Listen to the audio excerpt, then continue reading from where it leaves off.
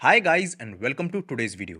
तो क्या आपको पता है कि पास में हमारे मार्केट्स में हमें जितने भी मेजर करेक्शंस या क्रैशेस देखने को मिले हैं, चाहे आप 2000 का डॉट कॉम बबल क्रैश देख लो, 2008 का हाउसिंग क्राइसिस देख लो, या फिर 2015 का इंडिया का बैंकिंग क्राइसिस देख लो, इन सारे ही मेजर करेक्शंस में आपको कुछ ऐसे फैक्टर्स देखने को मिलेंगे जो कि आपको सिमिलर देखने को मिलेंगे in all these situations.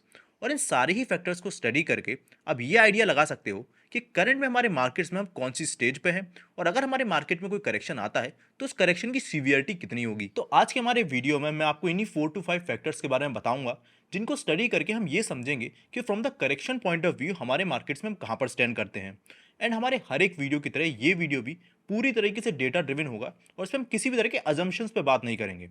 Plus मैं आपको ये भी बताऊंगा कि अगर हमारे मार्केट्स में जो करेक्शन आता है तो उस करेक्शन का ट्रिगर क्या होगा, प्लस उस पूरे ही करेक्शन से अपने आप को सेफगार्ड करने के लिए एज एन इन्वेस्टर हमें क्या करना चाहिए। So before we start our video, a quick request, इस तरीके के डेटा ड्रिवन वीडियोस आप तक लाने के लिए मुझे काफी ज्यादा टाइम और एफर्ट लगता है, तो प्लीज अपना 5 सेकंड देके वीडियो को लाइक जरूर से कर दीजिएगा, चैनल को सब्सक्राइब कर दीजिएगा, एंड प्लीज उस बेल आइकन को भी क्लिक कर दीजिएगा, बिकॉज ये आपके लिए तो फ्री है पर इससे मुझे काफी ज्यादा मोटिवेशन मिलेगा। तो यहाँ पर हमारा सबसे पहला फैक्टर आता है watching the movement of smart money, जहां पर हर एक बड़े मार्केट करेक्शन से पहले आपको मार्केट में जो स्मार्ट मनी है वो सेफर हेवंस की तरफ जाते हुए देखने को मिलेगा, या फिर ज्यादा से ज्यादा अपने जो होल्डिंग है उसको कैश में रखेगा, जिससे वो मार्केट के क्रैश के बाद उसको डिप्लॉय कर पाए। अब सबसे पहले समझते हैं स्मार्ट मनी में आता कौन है। तो बड़े बड़े फंड मैनेजर्स जो होते हैं, जो बड़े बड़े हेज फंड्स वगैरह को मैनेज करते हैं, या फिर बड़े बड़े म्यूचुअल फंड्स को मैनेज करते हैं, ये आ जाते हैं। सेकेंडली स्मार्ट मनी में सबसे इंपॉर्टेंटली आ जाते हैं जो हमारी लिस्टेड कंपनीज हैं उनके प्रोमोटर्स। बिकॉज एक कंपनी का प्रोमोटर अगर अपनी खुद की कंपनी में अपनी स्टेक सेल कर रहा है तो वो तभी ये करेगा जब वो उसको इस चीज़ की सर्टेनिटी होगी कि आगे आने वाले टाइम में मार्केट्स यहाँ से फॉल होगा और उसकी कंपनी का जो स्टॉक प्राइस है वो भी फॉल होंगे। इसीलिए उसे अभी जो वैल्यू मिल रही है वो बेस्ट मिल रही है। इसीलिए ऐसी ड्यूरेशन में अक्सर आपको प्रोमोटर्स अपनी खुद की ही जो कंपनीज हैं उनमें अपनी जो स्टेक है वो सेल करते हुए देखने को मिल जाते हैं। और यहाँ मैं आपको बता दूं कि अगर आप सबसे पहले इसी फैक्टर को करंटली देखो तो रिसेंटली हमारे इस मंथ से पहले यानी मई के मंथ में इंडिया में प्रोमोटर्स ने टोटल 43,000 करोड़ की सेलिंग की है। और यहाँ मैं आपको बता दूं कि ये कोई छोटी मोटी कंपनीज के प्रोमोटर्स नहीं थे, बल्कि companies like ITC, JSW, Bajaj और even fast growing companies Suzlon जैसे कंपनीज के प्रोमोटर्स ने अपनी होल्डिंग्स को सेल किया है।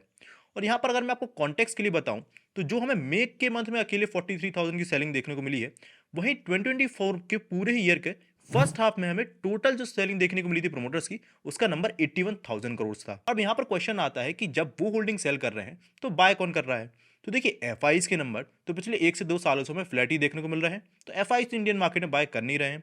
तो बचे डी जिनके थ्रू एक्चुअली में रिटेल इन्वेस्टर्स अपनी एसआईपी के थ्रू इन सारी होल्डिंग्स को एब्जॉर्ब कर रहे हैं। अब स्मार्ट मनी में केवल ये प्रोमोटर्स ही नहीं आते, बल्कि बड़े बड़े म्यूचुअल फंड्स भी आते हैं, जिसके केस में अगर आप पराग पारिक का केस देखो, जो कि अपनी इंडस्ट्री में one of the best performing fund रहा है, इसके केस में भी जितनी भी एसआईपी इनके पास आ रही है, उस एसआईपी के बावजूद आज पराग पारिक अपनी 22% जो होल्डिंग है उसको कैश में रखा हुआ है, और वो वेट कर रहा है कि मार्केट में जब बहुत बड़ा कोई करेक्शन आएगा उसके बाद ये सारी होल्डिंग को वो डिप्लॉय करेंगे। Now before you move to a second factor, you need to understand that जिस तरीके से मार्केट में इस वॉलेटिलिटी के चलते रिस्क काफी ज्यादा बढ़ गया है, उसी तरीके से नॉर्मल सी बीमारी भी आपकी सेविंग्स के लिए काफी ज्यादा रिस्की हो सकती है। एंड इसीलिए छोटी मोटी सेविंग्स के अलावा ये जरूरी है कि आपके पास एक सही हेल्थ इंश्योरेंस हो। बट वहीं जब बात सही हेल्थ इंश्योरेंस लेने की आती है तो हम अक्सर इंश्योरेंस प्लान्स को ज्यादा एक्सप्लोर नहीं करते, क्योंकि हम में से ज्यादातर लोग अपने माँ बाप के कहने पर ही एक हेल्थ इंश्योरेंस लेते हैं, और वो जैसा इंश्योरेंस बोलते हैं हम वैसा ही आंख बंद करके ले भी लेते हैं। पर हमें ये समझना पड़ेगा कि आज के ज़माने में और हमारे माँ बाप के ज़माने में काफ़ी ज़्यादा फ़र्क है, और आज अगर हम किसी भी इन्वेस्टमेंट को करते हैं तो उसके लिए हमें बहुत ज़्यादा सोचने समझने की ज़रूरत है, बिकॉज मार्केट में आज के टाइम कई सारे हेल्थ इंश्योरेंस अवेलेबल है। तो ऐसे में मैंने रिसेंटली एचडीएफसी एर्गो का ऑप्टिमा सिक्योर प्लान चेकआउट किया। इस प्लान ने रिसेंटली मिंट की बेशक इंश्योरेंस रेटिंग में सेकंड रैंक अचीव करी है। और इधर मैं आपको बताता हूं कि एक सही हेल्थ इंश्योरेंस प्लान कैसा दिखता है, जहां Optima secure health insurance plan में आपको 4x तक का cover with no extra cost मिल सकता है। जहां पर लेट्स सपोज आप 5 लाख का सम एश्योर्ड लेते हो, तो ऐसे में आपकी पॉलिसी परचेज करते ही आपका वो सम एश्योर्ड 10 लाख का हो जाता है। फर्स्ट रिन्यूअल के बाद वो 12.5 लाख का हो जाता है, और सेकंड रिन्यूअल के बाद वो 15 लाख हो जाता है। और ऑटोमेटिक रिस्टोर बेनिफिट के चलते ये कवर हो जाता है 20 लाख का, यानी 4x कवर। और इतना ही नहीं, इस प्लान में आपको जीरो रिडक्शन मिलता है और non medical expenses like surgical gloves, mask, bandages और ब्रेसेस एक्सेट्रा। और अगर हम बात करें एचडीएफसी एर्गो की, तो एचडीएफसी एर्गो आपको 15,000 plus cashless health care providers का नेटवर्क प्रोवाइड करता है, जहां पर उन्होंने आज तक 18,000 करोड़ से भी ज्यादा के हेल्थ केयर क्लेम्स को सेटल किया है, जो कि आपको एचडीएफसी एर्गो की रिलायबिलिटी के बारे में बताता है। इसके साथ ही आप सेक्शन 80D के अंडर 25,000 तक का टैक्स सेव कर सकते हो, मतलब फाइनेंशियल बर्डन भी कम और एक्स्ट्रा सेविंग्स भी हो जाती है। और इसके साथ ही इनके जो प्रीमियम्स हैं वो 27 रुपीज़ पर डे से स्टार्ट हो जाते हैं। और हेल्थ इंश्योरेंस के केस में आपको ये तो पता ही होगा कि जितनी कम एज में आप इंश्योरेंस ले लेते हो, आपके प्रीमियम्स में आपको उतना ही ज़्यादा बेनिफिट मिलता है। तो अभी हेल्थ इंश्योरेंस को अपने फाइनेंशियल प्लानिंग में ऐड करिए। और HDFC अर्गो का लिंक मैंने आपको डिस्क्रिप्शन बॉक्स में दे दिया है, तो वहाँ से इसको चेकआउट करिए। एंड अगर आप इनकी वेबसाइट पर डायरेक्टली जाकर चेकआउट करते हो तो उधर आपको 5% का एडिशनल डिस्काउंट मिल जाएगा।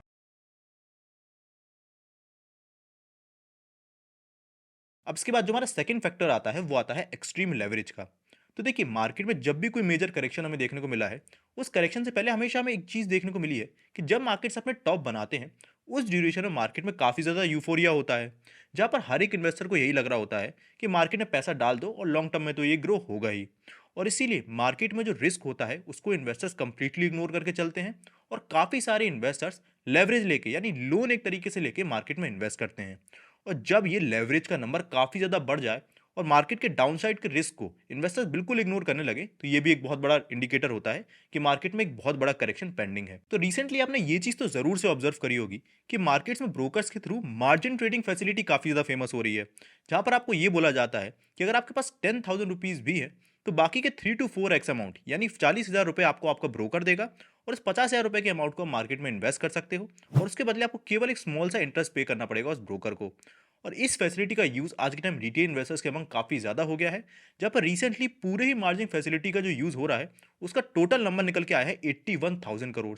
यानी 81,000 करोड़ के जो स्टॉक है वो रिटेल इन्वेस्टर्स लेवरेज पे उठाए हुए हैं। अब यहाँ पर मैं आपको कॉन्टेक्स्ट के लिए बता दूं कि लास्ट ईयर जो हमें सितंबर के मंथ के बाद से एक बड़ा करेक्शन मार्केट में देखने को मिला था, जो कि अराउंड 16% का था, उस ड्यूरेशन में भी जो हमारे लेवरेज का ये नंबर था, ये 85,000 करोड़ पहुंच गया था सितंबर के मंथ में। और वही नंबर अब क्लोज टू में फिर से आते हुए देखने को मिल रहा है, जो कि अगेन एक बहुत बड़ा रेड साइन है। अब इसके बाद हमारा अगला फैक्टर आता है वैल्यूएशन का। और वैल्यूएशन में भी हम पी रेशियो और अर्निंग्स दोनों के फैक्टर को मैच करेंगे। तो देखिए, अगर आप हिस्टोरिकली सबसे पहले देखो तो इन 2000 एंड 2008 जो हमारे मार्केट्स करेक्शन दिखाते हैं, उस करेक्शन से पहले जब निफ्टी ने टॉप बनाया, तो उस टॉप पे निफ्टी का पी रेशियो था 27 का, बोथ 2008 में और 2000 में। और वहीं 2015 के बैंकिंग करेक्शन से पहले हमारे मार्केट में जो हमारे टॉप पे पी रेशियो था वो 24 का था। सिमिलरली अगर आप रिसेंट में सितंबर के मंथ में जो हमें 16% का करेक्शन देखने को मिला था, उसके टॉप पे भी निफ्टी का पी रेशियो देखोगे, तो जब निफ्टी का पी रेशियो 24 का पहुंच गया था, उसके बाद से हमें मार्केट में करेक्शन देखने को मिल रहा था। और वहीं पर अगर आप करंट का पी रेशियो देखोगे निफ्टी का, तो वो आपको केवल 22.6 के राउंड का देखने को मिलेगा। तो यानी पी रेशियो के पॉइंट ऑफ व्यू से आपको लग रहा होगा कि यार अभी तक हम उतनी हाई वैल्यूएशन पर नहीं पहुंचे हैं कि हमारे यहाँ से कोई बड़ा करेक्शन हमें देखने को मिले।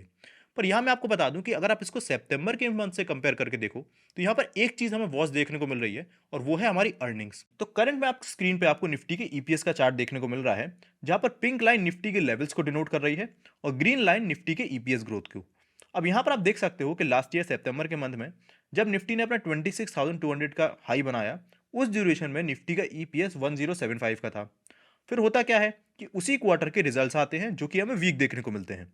उन वीक रिजल्ट्स के बाद निफ्टी का ईपीएस 1075 से ऑलमोस्ट 1063 तक ड्रॉप हो जाता है, यानी अराउंड 12 पॉइंट्स का ड्रॉप। और उसी वजह से मार्केट में ये जो करेक्शन है उसकी स्टार्टिंग देखने को मिलती है। पर वहीं पर रिसेंट में अगर आप मार्च का सीन देखोगे, तो मार्च के सीन में हमारे 1025 का जो हमारी अर्निंग्स थी, उसके बाद जब हमारी क्वार्टरली रिजल्ट्स आए मार्च के, तो हमारा जो यही ईपीएस है ये ड्रॉप होके 1100 के राउंड हो गया। यानी ऑलमोस्ट 24 पॉइंट्स का ईपीएस में ड्रॉप देखने को मिला, जो कि हमें सितंबर के मंथ की ईपीएस ड्रॉप से दुगना देखने को मिल रहा है। अब इसके बाद जो हमारा अगला फैक्टर निकल के आता है वो आता है बफेट इंडिकेटर का, जो कि हमें ये बताता है कि एक कंट्री के मार्केट ओवर वैल्यूड है या अंडर वैल्यूड, जहां पर इसका फॉर्मूला होता है total market cap upon total GDP. तो देखिए, ये जो फॉर्मूला है ये बताता है कि इस पूरी कैलकुलेशन को करने के बाद अगर वैल्यू 100% से कम निकल के आती है, तो यानी उस कंट्री के मार्केट्स अंडर वैल्यूड है। 100 से 110 के बीच में निकल के आती है तो वो फेयरली वैल्यूड रेंज में माने जाते हैं। और 110 से ये वैल्यू जितनी ऊपर निकलती जाती है, उतनी ही ज़्यादा ओवर वैल्यूड जोन में वो मार्केट जाने लगते हैं। अब ऐसे केस में अगर आप हिस्टोरिकली देखो, तो 2000 में ये वैल्यू 115% थी, 2007 में ये वैल्यू 146% थी जस्ट बिफोर द क्रैश, और 2015 में ये वैल्यू 121% के राउंड थी। और रिसेंट सितंबर मंथ के क्रैश से पहले ये बफेट इंडिकेटर की वैल्यू 125% हो गई है। और आपको पता है कि करंट में मई के मंथ के एंड तक ये बफेट इंडिकेटर की वैल्यू कितनी है? इट्स 123%। यानी करंट में वैल्यूएशन के पॉइंट ऑफ व्यू से भी हमारे मार्केट्स एक डेंजर जोन में है। अब इसके बाद हमारा आखिरी पॉइंट आता है मार्केट यूफोरिया का, जहां पर मार्केट में हर एक बड़े क्रैश से पहले किसी एक सेक्टर को लेकर मार्केट में काफ़ी ज़्यादा यूफोरिया बिल्ड हो जाता है। एग्जाम्पल ले लेते हैं 2000 का डॉट कॉम बबल क्रैश, जहां पर कंपनी जो इंटरनेट से कनेक्टेड थी या फिर जुड़ी थी या फिर जिनके नाम में डॉट कॉम था, उनको लेके मार्केट में क्रेजी हाई वैल्यूएशन हो गई थी। और इंडियन मार्केट की अगर आप स्पेसिफिकली बात करोगे तो ऐसा ही कुछ आज हमें इंडियन मार्केट में डिफेंस और इंफ्रास्ट्रक्चर रिलेटेड स्पेस में देखने को मिल रहा है। एग्जाम्पल आपको देता हूँ, अगर डिफेंस में काफ़ी फेमस कंपनी है कोचिंग शिपयार्ड को देख लो, तो कंपनी का करंट पीई रेशियो 70 का है। और यहाँ मैं आपको बता दूं, हम एक गवर्नमेंट कंपनी की बात कर रहे हैं और कंपनी का पीईजी रेशियो जो 2 के ऊपर महंगा माना जाता है, यहाँ पर कंपनी का पीईजी रेशियो 12 से ऊपर का है। और ये समझने की अगर आप कोशिश करोगे कि इतना हायर वैल्यूएशन कंपनी को मिल क्यों रहा है, तो यू विल सी कि कंपनी ने दिसंबर 2023 के बाद से कोई बहुत बड़ी सेल्स में ग्रोथ भी नहीं दिखाई है। और अगर आप कंपनी के ऑपरेटिंग प्रॉफिट मार्जिन भी देखोगे तो उसके बाद से वो फॉल ही हुए हैं।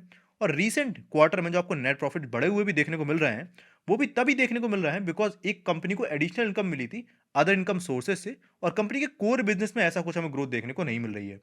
और कंपनी की इस तरीके की परफॉर्मेंस के बाद अगर आप कंपनी में शेयर होल्डिंग पैटर्न देखो, तो प्रोमोटर्स यानी गवर्नमेंट ऑफ इंडिया ने भी अपनी होल्डिंग को सेल किया है, एफआईआईज ने भी कंपनी में अपनी होल्डिंग को सेल किया है, पर डीआईआईज ने अपनी होल्डिंग को बढ़ाया है। डीआईआईज ने क्यों बढ़ाया है? क्योंकि कॉन्स्टेंटली जब एसआईपी रिटेल इन्वेस्टर्स अपनी करेंगे तो उस एसआईपी को उनको कहीं ना कहीं इन्वेस्ट करना पड़ेगा। और कई सारे ऐसे भी फंड्स मार्केट में आज के टाइम खुल गए हैं जो कि पर्टिकुलरली डिफेंस सेंट्रिक हैं, तो उसके केस में उन्हें इन तरह की कंपनीज अपनी होल्डिंग को रखना ही पड़ता है। तो जबरदस्ती रिटेल इन्वेस्टर्स में अपनी होल्डिंग को बढ़ा रहे हैं। और म्यूचुअल फंड्स के अलावा जो डायरेक्ट भी रिटेल इन्वेस्टर्स हैं, उनकी भी होल्डिंग कंपनी के बिना किसी परफॉर्मेंस के बाद से आपको मार्च 2024 से बाद से अभी तक अराउंड 3% बढ़ी हुई देखने को मिलेगी। तो ये यूफोरिया नहीं तो और क्या है। और इन्हीं फैक्टर्स की वजह से अगर आपने खुद भी ऑब्जर्व किया हो कि जब हमारे आरबीआई ने एक्सपेक्टेड से ज़्यादा रेट कट्स किए ऑफ 0.50%, जो कि हमारे मार्केट एक्सपेक्ट भी नहीं कर रहे थे, फिर भी हमारे मार्केट में जो पॉजिटिविटी थी वो 1 से 2 दिन ही थोड़ी बहुत सस्टेन करी, और वापस से तीसरे दिन से हमारे मार्केट में वही हमें प्रेशर देखने को मिल रहा है। तो कहीं ना कहीं इस पूरी सिचुएशन की वजह यही है कि मार्केट्स में जो स्मार्ट मनी है उन्हें ये सारे पॉइंट्स दिख रहे हैं ना। अब इसके बाद हम आते हैं अपने वीडियो के सेकंड पार्ट पे। तो देखिए, मार्केट में पास्ट में भी जो सारे ये ऐसे इवेंट्स हमें क्रैश से पहले बनते हुए देखने को मिले हैं, वहाँ पर हमें एक चीज़ और देखने को मिली है, और वो ये है कि इन सारे इवेंट्स के बावजूद मार्केट में जब क्रैश ट्रिगर हुआ है, तो उस क्रैश को ट्रिगर करने के लिए भी कोई ग्लोबल एक ऐसा इवेंट होता है जिस वजह से मार्केट पर अनसर्टेनिटी आती है और क्रैश की शुरुआत होती है।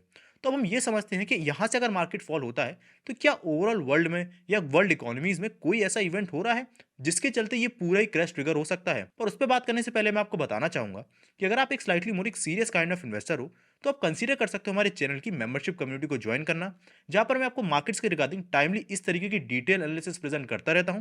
प्लस मार्केट में present different under value stocks के रिगार्डिंग भी डिटेल एनालिसिस आपको प्रेजेंट करता हूं, जिससे आप मार्केट में अच्छी कंपनीज को पिक कर पाओ। प्लस मार्केट में आपको स्विंग ट्रेडिंग जैसी स्ट्रेटेजीज है उनके बारे में भी सिखाता हूं। तो if you want to join our membership community, तो इसका लिंक मैं आपको डिस्क्रिप्शन बॉक्स में दे दूंगा, या फिर हमारे चैनल पेज पे जाके आप इस ज्वाइन बटन को क्लिक कर सकते हो। तो देखिए, जो प्रॉब्लम इस पूरे ही क्रैश को ट्रिगर कर सकती है, वो प्रॉब्लम अगेन हमें पिछले कई बार की तरह इस बार भी यूएस के थ्रू ही आती हुई देखने को मिल रही है, और उस प्रॉब्लम का नाम है यूएस डेट क्राइसिस।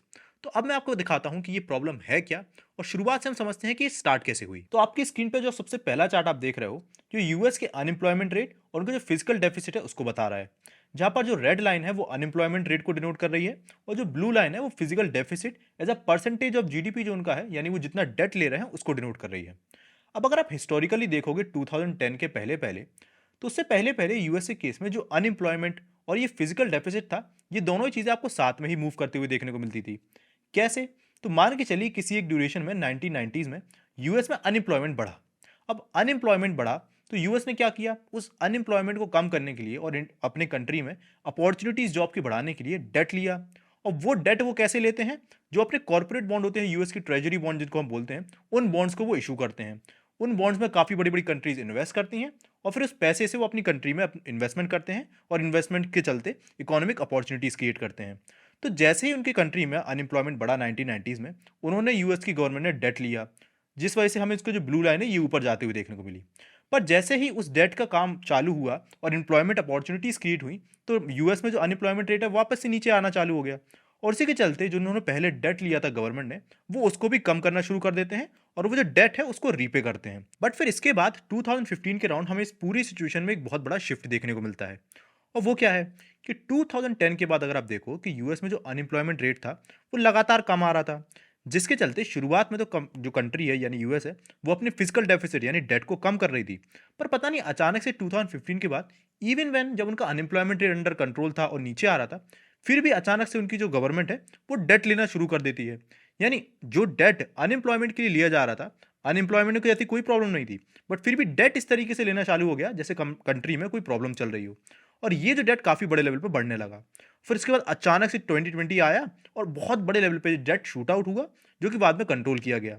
पर यहाँ से आप एक इन दोनों ही चीज़ें यानी अनएम्प्लॉयमेंट और ये जो डेट का लेवल है इसके बीच में मिसमैच देख रहे हो, कि जहाँ पर आज के टाइम अनएम्प्लॉयमेंट अपने लोएस्ट लेवल पे है, बट स्टिल जो डेट भी नीचे होना चाहिए था अनएम्प्लॉयमेंट की वजह से, वो डेट आपको ऊपर देखने को मिल रहा है, बिकॉज इस पैसे से यूएस ने अपनी जो इकोनॉमी है उसको फर्दर बोरो करके उसमें बूस्ट किया। तो अब इससे प्रॉब्लम क्या क्रिएट हुई वो बताता हूँ। तो इसके लिए आप सेकंड चार्ट देख रहे हो, जहाँ पर जो ये रेड लाइन है ये आपको डिनोट कर रही है डेट टू जीडीपी रेशियो, यानी एक कंट्री का जितना डेट है वो उसकी जीडीपी के कंपैरिजन में कितना स्टैंड कर रहा है।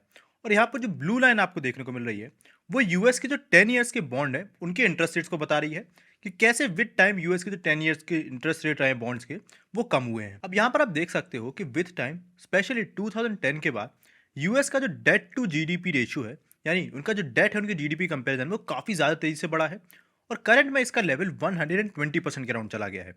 मतलब यूएस अगर 100 रुपए की चीज़ प्रोड्यूस कर रहा है साल में, तो उसके बदले वो 120 रुपए का डेट ले रहा है, जो कि किसी भी कंट्री के लिए सस्टेनेबल नहीं है, और एक सस्टेनेबल लेवल 60 टू 80% का माना जाता है, जो कि ये उससे काफ़ी ज़्यादा है। अब देखिए ये डेट इतने बड़े लेवल पे बढ़ा कैसे, ये तो हमने पिछली स्लाइड में देख लिया कि पहला रीज़न तो ये था कि क्योंकि आपने बिना किसी वजह के डेट लिया जब आपकी इकोनॉमी स्टेबल भी थी, इस वजह से आपका डेट काफ़ी ज़्यादा शूट अप हुआ। और सेकंड रीज़न ये था कि आप देख पा रहे होगे कि यूएस अपने 10 ईयर्स के जो गवर्नमेंट बॉन्ड यील्ड है, यानी जो वो 10 ईयर्स के गवर्नमेंट बॉन्ड पे इंटरेस्ट ऑफर करता है अपने इन्वेस्टर को या फिर किसी कंट्री को जो उनके बॉन्ड खरीदती है, वो लगातार कम कर रहा था। और जब वो 2-2.5% के अराउंड उसको ले आया और इवन कई बार उससे भी नीचे चला गया, तो यूएस को लगा कि यार इतना कम इंटरेस्ट अगर हमें बॉन्ड में पे करना है तो ये हम ईजिली कर देंगे। तो इसीलिए उन्होंने फिर उस बॉन्ड को और भी ज़्यादा इशू करना चालू कर दिया और भी ज़्यादा डेट लेना शुरू कर दिया, बिकॉज उन्हें लगा कि ये जो डेट है वो ईजिली मैनेजेबल हो जाएगा। पर अब हुआ क्या कि क्योंकि इनकी जो डेट का पेमेंट है वो काफ़ी ज़्यादा बढ़ गया और इंटरेस्ट ही इतना ज़्यादा हो रहा है कि वही यूएस को देना भारी पड़ रहा है। ऐसे केस में कंट्रीज का कहना है कि आपके जो current debt to GDP ratio है वो 120% के अराउंड पहुंच गया है, यानी आपको जो फर्दर डेट का रीपेमेंट है और जो डेट का इंटरेस्ट है उसको ही चुकाने के लिए और भी नया डेट लेना पड़ेगा। तो हमारा जो रिस्क है आपके बॉन्ड में इन्वेस्ट करने का वो बढ़ गया। तो अब हम जो पहले आप मुझे 1-1.5% 2% पे बॉन्ड इशू कर रहे थे उस पर हम नहीं लेंगे, क्योंकि रिस्क बढ़ गया है तो हमें उस पर हायर इंटरेस्ट चाहिए। तो इसीलिए वो इतना जो कम इंटरेस्ट रेट था अब उसको वो नहीं रख पा रहे हैं। और ये चीज़ हमने न्यूज़ में भी देखी थी कि रिसेंटली मूडीज़ ने यूएस की जो रेटिंग है उसको डाउनग्रेड किया था। तो उस डाउनग्रेड करने का मतलब यही था कि अब यूएस की जो इकोनॉमी है वो लेस स्टेबल मानी जा रही है, तो अब उन्हें अपने बॉन्ड्स पे ज़्यादा हायर इंटरेस्ट देना पड़ेगा। तो अब इस केस में देखिए, मान के चलिए किसी एक पर्सन ने यूएस को जो बॉन्ड है उसको 2% पे खरीदा इंटरेस्ट रेट पे, पर अब उनका जो इंटरेस्ट रेट बढ़ के 4% के अराउंड हो गया है, यानी अब उन्हें ज़्यादा इंटरेस्ट पे करना पड़ रहा है उस सेम डेट के लिए। प्लस उनको ऑलरेडी जो डेट इतना ले रखा है उसको भी रीपेमेंट करना है और उसका इंटरेस्ट भी चुकाना है। तो ये सारी सिचुएशन उनके लिए काफ़ी ज़्यादा प्रॉब्लमेटिक हो गई है। पर क्या आपको पता है कि यूएसए केस में ये जो high debt to GDP ratio की सिचुएशन इमर्ज हुई है, ये एक बार पास में हो चुकी है during world war two during 1940s। और उस ड्यूरेशन में भी अगर आप चार्ट देखो तो यूएसए केस में उनका जो डेट टू जीडीपी रेशियो था वो 120% तक का मार्क टच कर लिया था। और उस ड्यूरेशन में उस पूरी सिचुएशन को कंट्रोल करने के लिए यूएस ने एक इकोनॉमिक फिनोमेना का यूज़ किया था जिसे हम कहते हैं फाइनेंशियल डिप्रेशन। अब इस सिनेरियो में यूएस ने किया ये कि उनके सबसे पहले जो 10 ईयर्स के गवर्नमेंट बॉन्ड पे इंटरेस्ट वो ऑफर कर रहे थे, जो कि अराउंड 5% के अराउंड था, उसको कम करके 2 और 1.5% के अराउंड ले आए। अब इससे दो चीज़ें हुई। सबसे पहले ऐसे लोग जो कि बॉन्ड में इन्वेस्ट करने का सोच रहे थे, उनको अब बॉन्ड में काफ़ी कम इंटरेस्ट मिल रहे थे, तो उन्होंने अपना पैसा निकाल के इकोनॉमीज़ और मार्केट्स वगैरह में इन्वेस्ट किया। और सेकेंडली क्योंकि बोरोइंग अब चीप हो गई, तो जो लोग अपने बिजनेसेस वगैरह स्टार्ट करना चाह रहे थे या फिर कोई नया अपना कोई स्टार्ट करना चाह रहा था कोई वेंचर, तो वो कम इंटरेस्ट पे पैसा उठाना प्रेफर करता और वो इकोनॉमी में इन्वेस्ट करता। अब जब भी किसी इकोनॉमी में इंटरेस्ट रेट्स कम होते हैं तो उधर इन्फ्लेशन फिर धीरे धीरे बढ़ने लगता है, बिकॉज इकोनॉमी में सबके पास पैसा है और इजीली बोरो करा जा सकता है। और इसी इन्फ्लेशन की मदद से यूएस ने अपने डेट को ईट आउट कर दिया। कैसे, चलिए समझाता हूँ। तो देखिए, जनरली होता ये है कि किसी भी कंट्री के केस में जब वो इंटरेस्ट रेट्स कम करते हैं और उनकी कंट्री में इन्फ्लेशन बढ़ता है, तो एक पॉइंट ऑफ टाइम के बाद आके वो कंट्री वापस से अपने इन्फ्लेशन को कंट्रोल करने के लिए अपने इंटरेस्ट रेट्स को बढ़ाती है। बिकॉज अगर इन्फ्लेशन को कंट्रोल नहीं किया गया तो चीज़ें महंगी होती जाएंगी और लोग इकोनॉमिक एक्टिविटीज़ कम कर देंगे और काफ़ी सारी स्पेंडिंग जो है इकोनॉमी में वो कम हो जाएगी। पर यूएस के केस में उन्होंने ऐसा नहीं किया। उन्होंने इन्फ्लेशन बढ़ने दिया और इंटरेस्ट रेट्स को फिर भी काफ़ी लंबे टाइम तक लो रखा। अब इससे हुआ क्या कि उनके बॉन्ड्स पे वो मान के चलिए 2% इंटरेस्ट रेट ऑफर कर रहे थे, पर इकोनॉमी में जो इन्फ्लेशन चल रहा था वो 6% के अराउंड चल रहा था। तो सबसे पहले जो लोग बॉन्ड में इन्वेस्टेड थे, उनकी जो पैसों की वैल्यू थी, वो हर साल 4% से कम होती गई। तो एक तरह से उनका जो डेट ही हो गया, वही यूएस को कम पे करना पड़ा। और क्योंकि वो जो बॉन्ड का ड्यूरेशन था वो 10 ईयर्स का था, तो 10 ईयर्स तक उन्हें सेम 2% ही मिलना था। तो ऐसे में यूएस ने अपने सारे डेट को मैनेज कर लिया। और सिमिलरली यूएस सेम सिचुएशन अभी करना चाहता है। बस अभी फ़र्क ये है कि पहले जहाँ पर यूएस ने आराम से अपने इंटरेस्ट रेट को कम कर लिया था बिना किसी प्रॉब्लम के, अभी इस ड्यूरेशन में जो उनका 4.5% का इंटरेस्ट रेट्स है, इसको ये इजीली कम नहीं कर सकते अगर इनका इन्फ्लेशन कंट्रोल में भी आ जाए। बिकॉज जैसा मैंने आपको बताया कि क्योंकि इनकी रेटिंग कम हो गई है, तो अब इन्हें ज़्यादा परसेंटेज ऑफर करना पड़ रहा है लोगों को, जिससे वो उनके बॉन्ड में इन्वेस्ट करें। एंड इसीलिए अक्सर आप न्यूज़ में भी सुनते रहते होगे कि कैसे डोनाल्ड ट्रंप फेड को इंटरेस्ट रेट कम करने के लिए बोलते हैं, पर फेड इंटरेस्ट रेट कम नहीं कर रहे हैं। पर डोनाल्ड ट्रंप के पास इस पूरी सिचुएशन का एक सोल्यूशन भी है, और वो सोल्यूशन ये है कि वो डेलिबरेटली ऐसी पॉलिसीज इंप्लीमेंट करें जिससे यूएस में रिसेशन ट्रिगर हो जाए। और अगर ऐसा होता है तो मजबूरन फेड को यूएस की जो इकोनॉमी है उसको बचाने के लिए इंटरेस्ट रेट कट करने पड़ेंगे। और अगर ऐसा हुआ तो ये जो रिप्रेशन की थ्योरी है उसको इंप्लीमेंट कर पाएंगे डोनाल्ड ट्रंप, और इस पूरे डेट को वो कम कर पाएंगे। और इसीलिए कई सारे बड़े बड़े इकोनॉमिस्ट इंक्लूडिंग वॉरेन बफेट और रे डालियो का ये कहना है कि इस बार का यूएस के केस में ये जो पूरे रिसेशन का सिचुएशन है, ये एकदम प्रिडिक्टेबल है, और यूएस ज़्यादा टाइम तक इस पूरी डेट की सिचुएशन को स्ट्रेच नहीं कर सकता। और जैसे ही ये रिसेशन ट्रिगर होगा, तो वही एक ट्रिगरिंग पॉइंट होगा जिससे हमारे मार्केट में भी ये जो बड़ा करेक्शन है, ये जो पेंडिंग दिखा रहा है, ये फिर से हमें ट्रिगर होते हुए देखने को मिलेगा। तो ये तो पूरी ही सिचुएशन जो कि हमें आगे आने वाले मार्केट्स में देखने को मिलने वाली है। अब हम आते हैं अपनी वीडियो के लास्ट पार्ट पे कि इस पूरी सिचुएशन में हम अपने पोर्टफोलियोज और अपनी इन्वेस्टमेंट को किस तरीके से प्रोटेक्ट कर सकते हैं। तो देखिए, सबसे पहले तो आप ये बात समझ लीजिए कि यूएस में अगर रिसेशन आया तो सबसे पहला इंपैक्ट हमारी आईटी इंडस्ट्री पे पड़ेगा। तो इससे आपको थोड़ा सा बच के रहना है और ऐसी ही कंपनीज में इन्वेस्ट करना है जो कि हाईली या तो अंडर वैल्यूड हो, या फिर उनका जो बिजनेस हो वो काफ़ी कम यूएस पे डिपेंडेंट हो। सेकेंडली, जब ये सारे रिसेशन वगैरह की सिचुएशन ट्रिगर होगी, तो काफ़ी सारी इकोनॉमिस्ट का मानना है कि यूएस के केस में जो हेल्थ केयर वगैरह पे वो स्पेंड करते थे, वो कम होगा। और अगर वैसा हुआ तो इंडिया के केस में जो भी सारे मेडिकल वगैरह की कंपनीज हैं एंड जो कि यूएस को बड़े लेवल पे मेडिसिन या फिर इक्विपमेंट्स वगैरह सप्लाई करती हैं मेडिकल के, इन कंपनीज में हमें एक हिट देखने को मिल सकता है। सेकेंडली, अगर आप बात करें कहाँ पर इन्वेस्ट करना है, तो सबसे पहले तो बैंकिंग और फाइनेंशियल सेक्टर, बिकॉज हमारे यहाँ जो भी रेट कट्स हुए हैं, इधर आपको इस पूरे सेक्टर में थोड़ा कंफर्ट देखने को मिल सकता है। सेकेंडली, आपको कंजम्पशन ड्रिवन सेक्टर में जाना है, और इसमें भी स्पेसिफिकली ऐसे सेक्टर्स में जो कि प्रीमियमाइजेशन की थीम पे फोकस कर रहे हो। बिकॉज कभी भी मार्केट में अगर रिसेशन वगैरह की सिचुएशन आती है, तो ऐसे में ऐसे लोगों की स्पेंडिंग जो कि प्रीमियम चीज़ों पर अपनी स्पेंडिंग करते हैं, फॉर एग्जाम्पल लिकर हो गया या फिर कोई प्रीमियम ब्रांड वगैरह, तो ऐसे केस में वो स्पेंडिंग हमको जनरली कम होती हुई देखने को नहीं मिलती। और एक पर्सन जो कि 1 लाखों की ज्वेलरी खरीदने जा रहा है, उसके केस में अगर मार्केट में रिसेशन भी आता है, तो ऐसा नहीं है कि उसको ज्वेलरी का पैसा उसके पास नहीं बचेगा। अब इसके बाद आप एक बहुत इंटरेस्टिंग चीज़ कर सकते हो कि आप अपनी एक पोर्शन ऑफ इन्वेस्टमेंट को डेट प्लस आर्बिट्राज फंड में इन्वेस्ट कर सकते हो। तो अब ये क्या है? तो देखिए, ये एक नई कैटेगरी ऑफ फंड है जो कि 1 से 1.5 साल पहले ही पॉपुलर हुई है। और इसके पीछे के पॉपुलर होने का जो रीज़न है वो भी मैं आपको बताता हूँ। तो 2023 के पहले तक काफ़ी सारे लोग डेट म्यूचुअल फंड में इन्वेस्ट करते थे, बिकॉज डेट म्यूचुअल फंड में आपको एक तो रिस्क मार्केट के बराबर इतना ज़्यादा देखने को नहीं मिलता था, और आपको एक स्टेबल साल के 7 से 8% के रिटर्न्स मिल जाते थे, जो कि काफ़ी सारे लोगों के लिए ठीक थे। पर जब हमारी गवर्नमेंट ने ये देखा कि यार काफ़ी सारे लोग डेट म्यूचुअल फंड में इन्वेस्ट कर रहे हैं, तो उन्होंने डेट म्यूचुअल फंड्स पे 2023 में जो टैक्सेशन था उनको टैक्स स्लैब के साथ अकॉर्डिंग कर दिया। यानी अब आपको उसी पे 30% तक का टैक्स पे करना पड़ेगा। तो इसके चलते काफ़ी सारे लोगों ने फिर से डेट फंड में इन्वेस्ट करना बंद कर दिया। पर इस चीज़ को देखते हुए म्यूचुअल फंड इंडस्ट्री ने एक तोड़ निकाला कि उन्होंने डेट प्लस आर्बिट्राज फंड की एक कैटेगरी बनाई, जिसमें आप सबसे पहले आर्बिट्राज क्या होता है ये समझिए। तो अगर आप किसी कंपनी के स्टॉक में बहुत ही माइनर गेन के लिए एंटर करते हो और उसको लेके आप उससे एग्जिट कर लेते हो, मान के चलिए मैंने 1,000 रुपये की स्टॉक प्राइस पे उस पर एंट्री ली, और जैसे ही उस कंपनी का स्टॉक प्राइस 1005 हुआ, मैंने उससे एग्जिट कर ली। अब इतने छोटे से गेन के लिए मुझे बहुत ज़्यादा रिस्क नहीं लेना पड़ता, और ये मैं कंसिस्टेंट कई सारी कंपनीज में कर सकता हूँ बहुत कम रिस्क के साथ। तो उन्होंने एक ऐसा फंड बनाया जिसमें 40% इन्वेस्टमेंट वो डेट फंड में कर रहे हैं, और 60% इन्वेस्टमेंट वो इसी तरीके से आर्बिट्राजिंग करके कर रहे हैं। अब क्योंकि 60% पोर्शन आर्बिट्राजिंग का है, तो वो इक्विटी फंड के अंदर आता है और उस पर आपको 12.5% कैपिटल गेन देना पड़ेगा। और क्योंकि वो डेट प्लस आर्बिट्राज का कॉम्बिनेशन है, तो उसमें आपको रिटर्न तो 7 से 8% मिलते हैं, और आपको सेफ्टी वही मिलती है जो कि आपको डेट फंड में देखने को मिलती थी। So this was all from our video. अगर आपको वीडियो पसंद आया तो वीडियो को लाइक जरूर से कर दीजिएगा। एंड अगर आप चाहते हो कि मैं इस डेट प्लस आर्बिट्राज फंड की कैटेगरी के ऊपर एक डिटेल वीडियो बनाऊं जहां पर इस कैटेगरी के टॉप फंड्स को आपके लिए कंपेयर करूं, तो कमेंट बॉक्स में DAF टाइप कर दीजिएगा। And also don't forget to check out HDFC's Ergo, जिसका कि लिंक मैं आपको डिस्क्रिप्शन बॉक्स में दे दिया है। So thanks for watching this video till the end. हम मिलेंगे अपने नेक्स्ट वीडियो में, तब तक के लिए बाय बाय।